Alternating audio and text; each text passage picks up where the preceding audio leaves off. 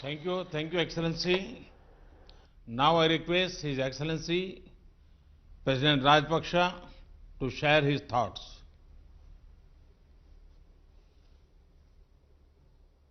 Good evening, Excellencies. First, I must thank Honorable Prime Minister of India, Sri Narendra Modi, for initiating this video conference to share our experiences, our ideas and best practices, and also to understand the challenges we face and further discuss what measures to be taken to combat this deadly coronavirus. Our biggest challenge is to stop or minimize the virus entering into Sri Lanka and control the spreading of the virus within Sri Lanka.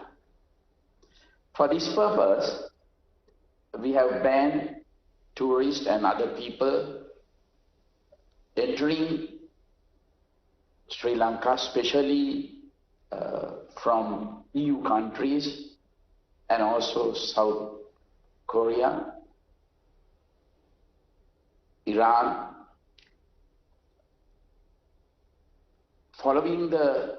We did this following the guidelines and statistics relating to the spread of the virus issued by the World Health Program Organization. We have also taken steps because we have a large number of Sri Lankans working especially in Italy and South Korea. We cannot stop our Sri Lankans coming back to their home country. We have therefore taken all steps to subject those returning to Sri Lanka to a 14-day quarantine period in selected quarantine centers. As it is important to restrict social gatherings, we have advanced the usual April school holidays to commence from 11th March. Further, we have closed all universities and other educational institutes, also with the aim of minimizing social interaction. Our first case was reported in Sri Lanka, was a Chinese lady tourist who since has been cured and already left Sri Lanka. The first Sri Lankan to be infected was a tour guide who had contracted the virus from a few Italian tourists who have already left the country. At present, we have 11 cases being treated in the hospital. There have been no deaths reported so far. We have a specialized infectious diseases hospital, IDH, close to the city Colombo, with intensive care facilities. This hospital has successfully treated even the first case reported. In all other hospitals designated to treat any suspected cases or coronavirus cases, proper personal protective equipment is used. We have also requested those who show flu symptoms to seek urgent medical attention and also self-quarantine themselves. Close associates of these persons showing any flu symptoms have also been strongly advised to be subject to self-quarantine. The area police and the public health inspectors are closely monitoring the progress of the suspected patients. Public health inspectors undertake daily visits to check on these persons who are self-quarantined.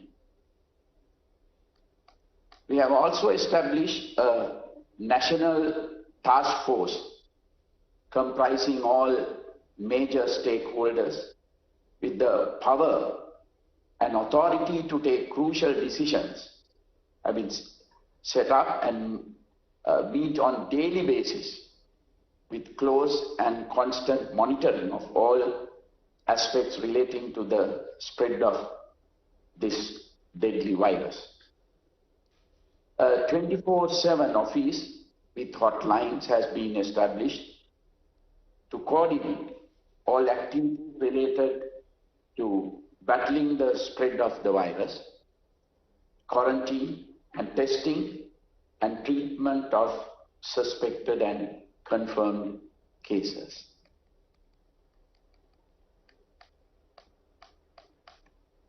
Government of Sri Lanka has taken some additional steps to effectively meet this unforeseen disaster.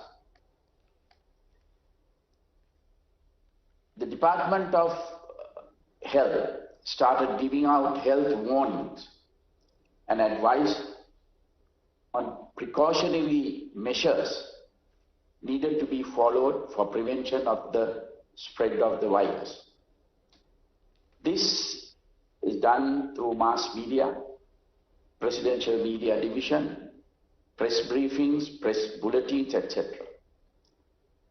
General public were educated not to go for panic buying of face masks, hand sanitizers, etc. This was quite effective. 12 hospitals were declared as suitable for caring of possible coronavirus affected cases across the country. Managing of stocks of personal protective equipment such as masks, gloves, sanitizers and other medical items required for treatment of patients also started. Since the high risk area for the coronavirus was the city of Wuhan, Hubei province in China, there was a requirement to evacuate 34 Sri Lankan students and their families back to Sri Lanka. This was done by the national carrier Sri Lanka Airlines, which flew from Colombo to Wuhan and back to Colombo with all 34 passengers. These 34 students on arrival were immediately quarantined by the Sri Lanka Air Force before they were taken to a military facility in the Central Hills for quarantine for 14 days under the supervision of the Army medical team. None of them contracted the virus and all were sent home on completion of the 14 days quarantine period. At the same time, another 750 Sri Lankans were studying in various universities in different provinces of China and the government facilities. They were returned back to Sri Lanka. These students were instructed to be in self-quarantine for 14 days under the supervision and monitoring by local health authorities. As you know, probably that our parliament has been dissolved on 2nd March and the general elections will be held on 25th April. So the nominations are being accepted from 12th March up to 19th March. Therefore, we had to take precautions to discourage large meetings, large gatherings, but the elections will be held as planned.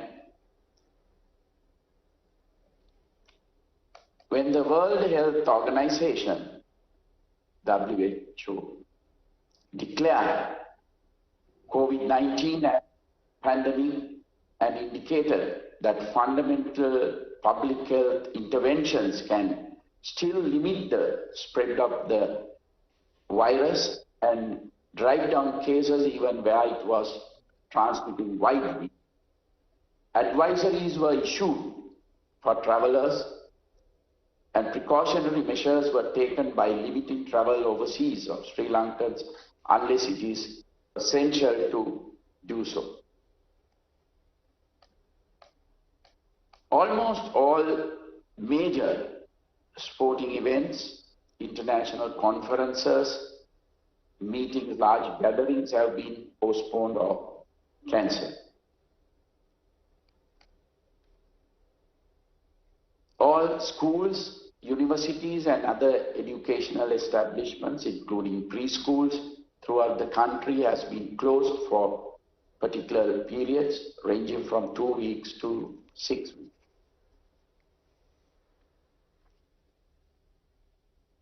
Even gatherings for religious purpose have been stopped by respective religious leaders, initially for 2 weeks.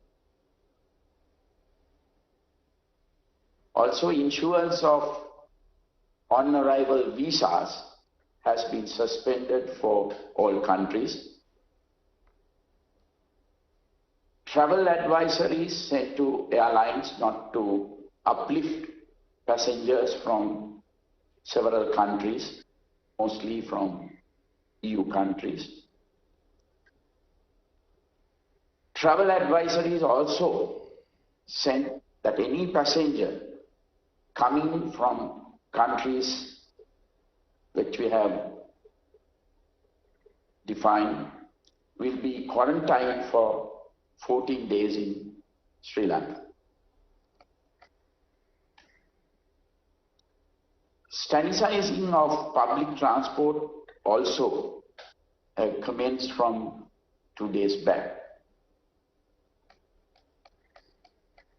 So because of these reasons, our economy has taken a severe blow due to the coronavirus, particularly in tourism. Most of our tourists are from Italy, Germany and other EU countries. And now there is a ban on their coming. Our tourist industry was just recovering after last year's April 21st terrorist attack. Our exports are also adversely affected. Therefore, I strongly recommend the Saarc leaders to formulate a mechanism to assist our economies to tide over this very difficult period. I also wish to recommend that a Saarc ministerial level group be established to discuss, share best practices and coordinate regional matters on combating coronavirus. Thank you, Excellencies. Thank you, Excellency. I now call upon